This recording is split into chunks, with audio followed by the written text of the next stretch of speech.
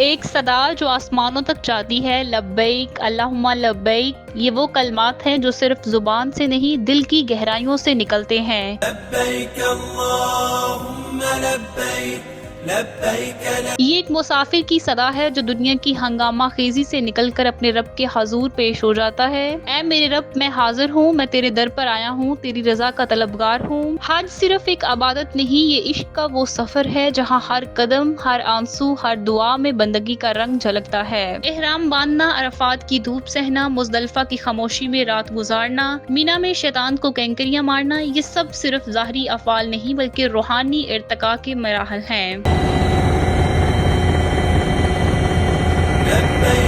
یہاں نہ کوئی بڑا ہے نہ چھوٹا، کوئی بادشاہ ہے نہ کوئی فقیر، سب ایک ہی لباس میں، ایک ہی میدان میں، ایک ہی نعرہ لگاتے ہیں، لبیک اللہم لبیک۔ لبیک اللہم لبیک لبیک یہ وہ لمحہ ہے جب انسان خود کو مکمل طور پر رب کے سپرد کر دیتا ہے، ایک ایسا سفر جو خود کو مٹا کر فقط خدا کی رضا میں جینا سکھاتا ہے۔ حج ہمیں یاد دلاتا ہے کہ اصل زندگی کی قیمت دنیاوی آسائشوں میں نہیں بلکہ رب کی بندگی میں ہے۔ یہ ایک نئی روحانی زندگی کا آغاز بھی ہے۔